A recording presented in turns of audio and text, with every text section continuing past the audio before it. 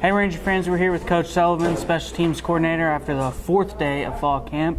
Coach, how'd practice go today? I thought it went well. We had a lot of energy. We were on kickoff with special teams, and that was a lot of energy, and that was one thing we hadn't got to work full speed yet. Right. We've got lined up, ran down the field, but we actually had a scout team out there today, and there's a high effort, which is what we've been preaching the whole time. So I was really happy to see how that went, and hopefully they're able to continue that on special teams. Those enter units we got coming up. Right, and the special teams was something that was mentioned in the preseason prospectus as underrated last year for our team. We ranked really high in a couple different league categories.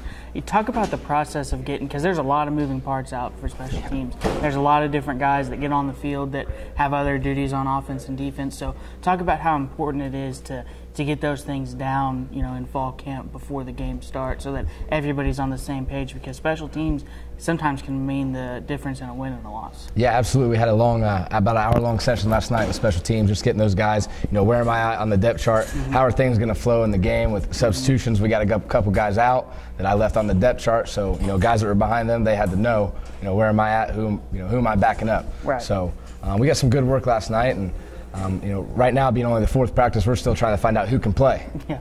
We don't know who's going to be traveling, so we got 3 or 4 deep on every unit for the depth chart. Mm-hmm. So that's what we're trying to find out now: who's going to play and who's going to give us the best effort. Right. So that's kind of where we're at now. I know in the spring, a few things we talked about were special teams are a great time for young guys to step up. Freshmen that are just coming in and get some action on the field and some live game action.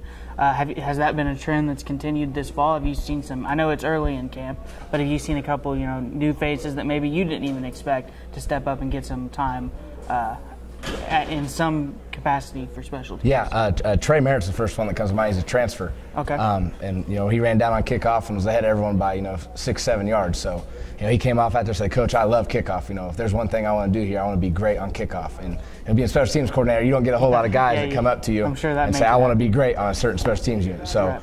I've been really happy with him, and I'm really fired up to see what he does this fall. And then there's a couple other guys that freshmen that may be in a position battle, trying to get on the bus their position.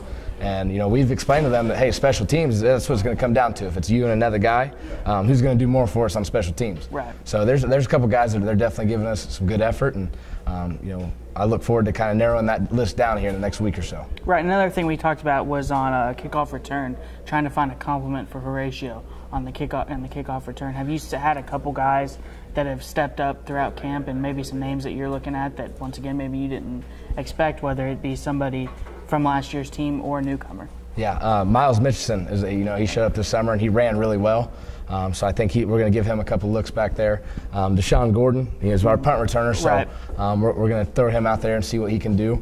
But it's going to be hard to beat Horatio. We were watching clips the other day, and just the things he does to extend a return. Right. I pulled up the clip. Hey guys, just block. If you block extra, even if you come off your block, go find someone, because Horatio is making a lot of guys miss. And he makes up, he'll turn a 20-yard return into a 40-yard return, but just by himself. Yeah. So, it's going to be tough to beat him out. But like I said, we got to have someone else that we can put, to replace Tudman, because last year we had kind of a dual threat, and right. That's what we're trying to get back to.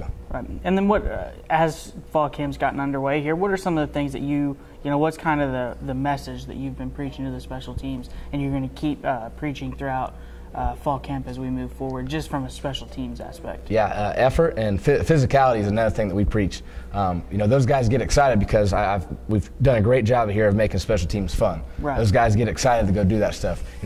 They're encouraged to be physical. They're encouraged to give great effort, and they've bought in. And I told them at the team meeting, the first night, hey, you guys, older guys, have done a great job of developing that special teams culture.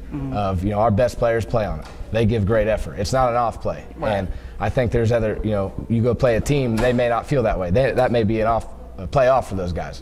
And we can make a big difference there.